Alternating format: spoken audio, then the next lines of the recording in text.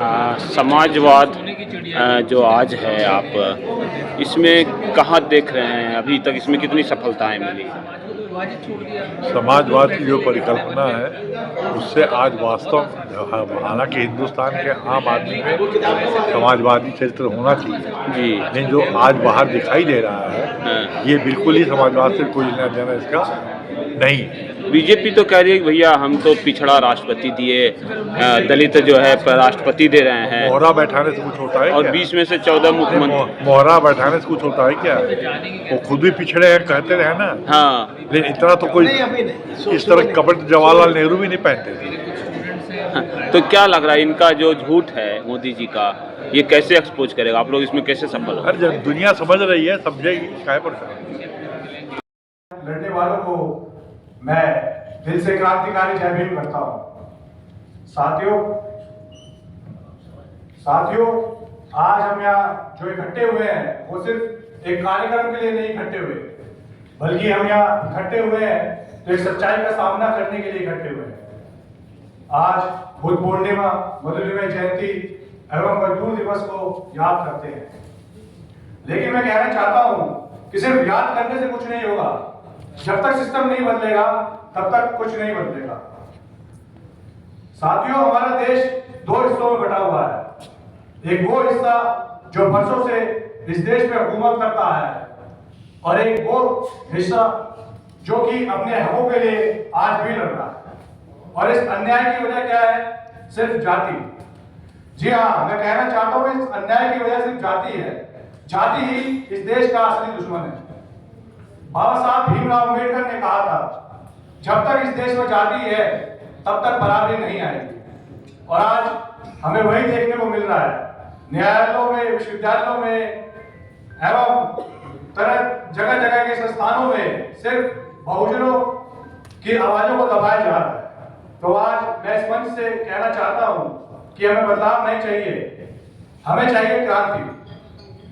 राम मनोहर लोहिया जी एवं मधुलिमा जी ने कहा था कि समाजवाद का मतलब सिर्फ रोटी नहीं है, बल्कि समाजवाद का असली मतलब है बराबरी, समानता एवं सत्ता में हिस्सेदारी।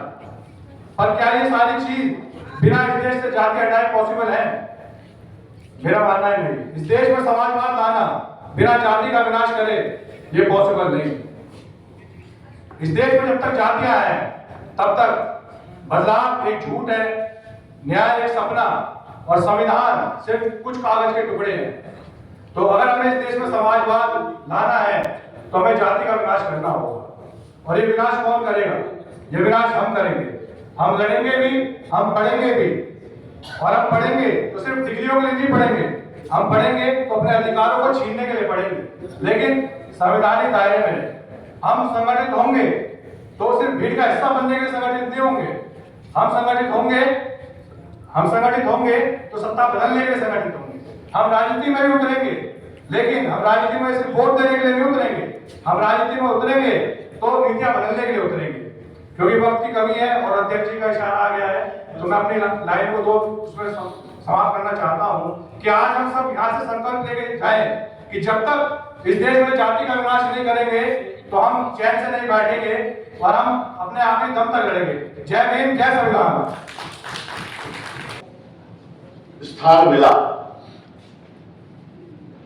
लेकिन जितना स्थान मिला वो नाकाफी है। उसको और आगे ले जाने की जरूरत है। उसके लिए संवाद की जरूरत है। जो लोग टकराव के माध्यम से जिन्हें लगता है कि हम जितना ज्यादा, जैसे कुछ लोग जो धार्मिक ध्रुवीकरण की राजनीति करते हैं हर जगह पर, ऐसे ही कुछ राजनीति जाति ध्रुवीकरण के नाम पर भी देश के अंदर कुछ लोगों के द्वारा चलाई जाती है। मुझे लगता है कि दोनों ही तरीके के जो ध्रुवीकरण है वो समाज के लिए नुकसानदायक है। बेहतर तरीका जो है वो संवाद का तरीका है। यहाँ पर जो अनुभव हमारे साथ में भवर जी ने जो साझा करने का काम किया, मुझे लगता है, और जो सुझाव आए हैं उन सुझावों के ऊपर हमें काम करने की जरूरत है। लड़ने वालों को मैं दिल से क्रांतिकारी जय भीम करता हूं। साथियों, आज हम यहाँ जो इकट्ठे हुए हैं वो सिर्फ एक कार्यक्रम के लिए नहीं इकट्ठे हुए, बल्कि हम यहाँ इकट्ठे हुए हैं तो एक सच्चाई का सामना करने के लिए इकट्ठे हुए हैं। आज बुद्ध पूर्णिमा, मधुलिमा जयंती एवं मजदूर दिवस को याद करते हैं, लेकिन मैं कहना चाहता हूं कि सिर्फ याद करने से कुछ नहीं होगा। जब तक सिस्टम नहीं बदलेगा तब तक कुछ नहीं बदलेगा। साथियों, हमारा देश दो हिस्सों में बटा हुआ है। एक वो हिस्सा जो वर्षों से इस देश में हुकूमत करता है, और एक वो हिस्सा जो कि अपने हकों के लिए आज भी लड़ रहा है। और इस अन्याय की वजह क्या है? सिर्फ जाति। जी हाँ, मैं कहना चाहता हूं इस अन्याय की वजह सिर्फ जाति है। जाति ही इस देश का असली दुश्मन है।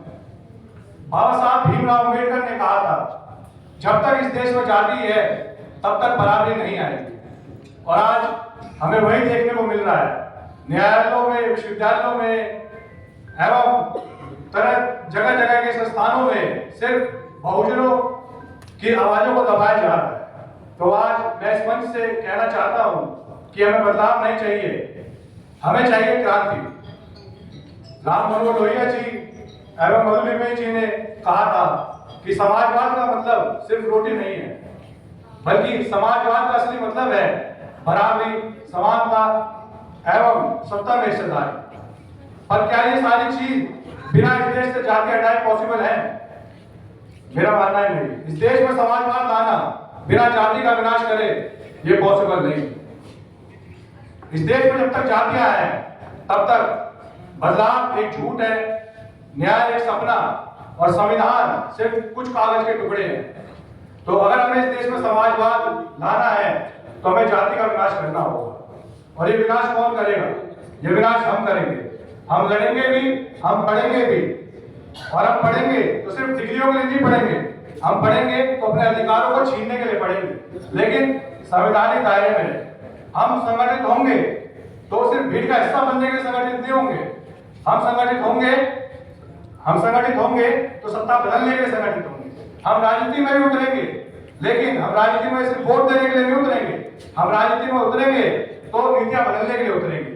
क्योंकि वक्त की कमी है और अध्यक्ष जी का इशारा आ गया है, तो मैं अपनी लाइन को उसमें समाप्त करना चाहता हूं कि आज हम सब यहाँ से संकल्प लेके जाएं कि जब तक इस देश में जाति का विनाश नहीं करेंगे तो हम चैन से नहीं बैठेंगे और हम अपने आखिरी दम तक लड़ेंगे। जय भीम, जय संविधान। जो विचार रहा उसके ऊपर जहां तक समाजवादी पहुंचे, उन्होंने केवल उन जातियों को एम्पावर करने का काम, उनको एक राजनीतिक शक्ति देने का काम केवल अकेले नहीं किया, उन्हें संगठन के अंदर भी जगह दी, उनको नेतृत्व में भी स्थान दिया। मुझे लगता है कि इसी के चलते देश के अंदर दूसरी जो राजनीतिक दल हैं उनको भी, जिन हम यहाँ पर बात कर रहे हैं जिस सड़ी गली जाति व्यवस्था के विनाश की, उसके अंदर जो लोग लगे थे समाज परिवर्तन के अंदर, उनको स्थान मिला। लेकिन जितना स्थान मिला वो नाकाफी है, उसको और आगे ले जाने की जरूरत है। उसके लिए संवाद की जरूरत है। जो लोग टकराव के माध्यम से, जिन्हें लगता है कि हम जितना ज्यादा, जैसे कुछ लोग जो धार्मिक ध्रुवीकरण की राजनीति करते हैं हर जगह पर, ऐसे ही कुछ राजनीति जाति ध्रुवीकरण के नाम पर भी देश के अंदर कुछ लोगों के द्वारा चलाई जाती है। मुझे लगता है कि दोनों ही तरीके के जो ध्रुवीकरण हैं वो समाज के लिए नुकसानदायक है। बेहतर तरीका जो है वो संवाद का तरीका है। यहाँ पर जो अनुभव हमारे साथ में भवर जी ने जो साझा करने का काम किया, मुझे लगता है, और जो सुझाव आए हैं उन सुझावों के ऊपर हमें काम करने की जरूरत है। लोग उन मनुवादियों के साथ में खड़े हुए हैं, उनकी पालकी ढोने का काम कर रहे हैं। ये एक ऐसा सवाल है और ये एक बड़ी चीज ये है, मुझको याद आता है और वो थोड़ी सी कड़वी बात है। मैं डॉक्टर जी पारिक जी का वहां पर जन्मदिन का कार्यक्रम था और शरद यादव जी को बुलाया। उन्होंने सोशलिस्ट मूवमेंट के बारे में कहा कि देखिए, जो भी लीडरशिप थी, अपर कास्ट लीडरशिप थी, बहुत शानदार लीडरशिप थी, उनसे बेहतर इंसान होना और नेतृत्व करता होना, उन्होंने एक एक नेता के बारे में बोला, कहा, लेकिन यहां पर कुछ खड़ा नहीं हो पाया। मेरा कहना आपसे यह है कि महाराष्ट्र में सबसे बड़ी जो सोशल जस्टिस के मूवमेंट की धारा रही, मतलब हम जब भी कभी, हम लोग तो बाबा साहब के पास तो बहुत बाद में पहुंचते हैं, लेकिन हम लोग जो शुरू करते हैं वो हम अगर करें, फुले जी से हम शुरू करें, सावित्रीबाई फुले की बात करें, फातिमा शेख की बात करें, साहूजी महाराज की हम बात करें, हम जो भी, और फिर बाबा साहब तक हम लोग पहुंचे, तो सबसे ज्यादा जिन लोगों ने एक तरीके से मूवमेंट को खड़ा किया और जो चला, जिसकी पकड़ भी समाज के अंदर बनी, वो महाराष्ट्र था। लेकिन महाराष्ट्र जो है वो मनुवादियों के कब्जे में लगभग चला गया है, ये बात एकदम स्पष्ट तौर पे दिखलाई पड़ती है। इसके साथ में एक दूसरा भी प्रक्रिया चल रही है जिसका जिक्र नहीं आया। मुझे लगता है कि तमिलनाडु के अंदर जो हो रहा है उसके ऊपर बहुत ज्यादा फोकस करने की जरूरत है, क्योंकि वो नहीं आया है, अभी तक की चर्चा में तमिलनाडु का नाम भी नहीं आया है।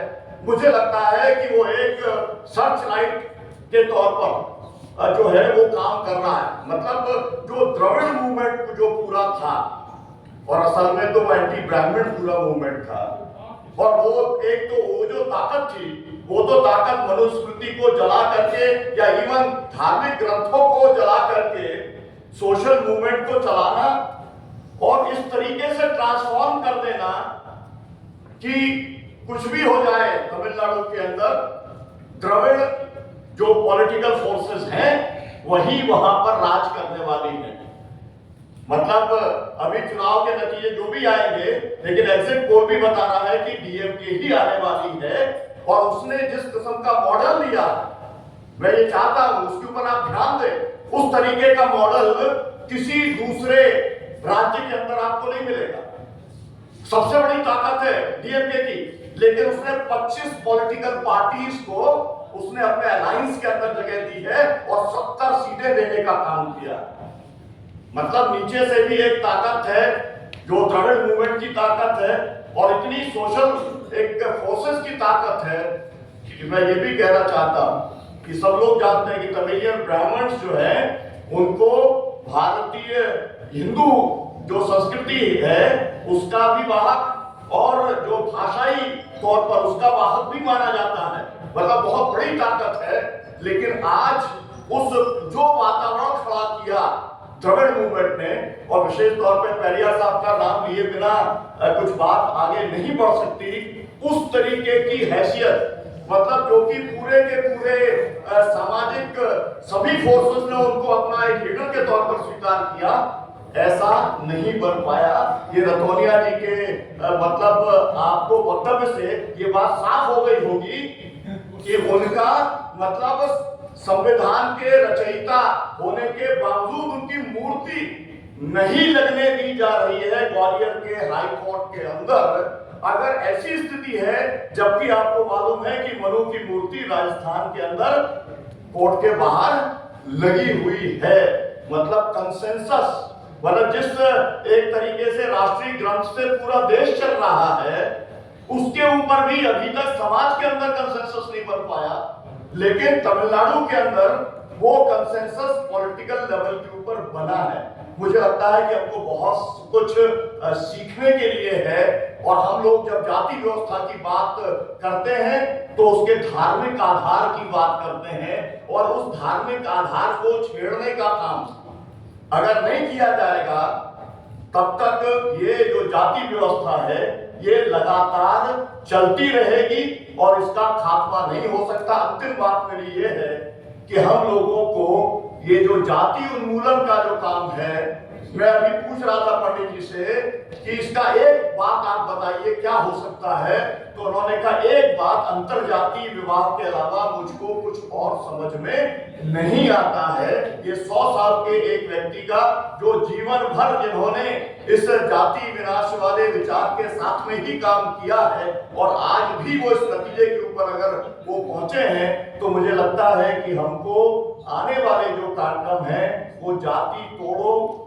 और इस सड़ी गली जाति व्यवस्था को कैसे समाप्त करो, इसके ऊपर फोकस करना चाहिए और उसके कॉन्क्रीट प्रोग्राम बनाने का काम हम लोगों को करना चाहिए। बहुत शुक्रिया।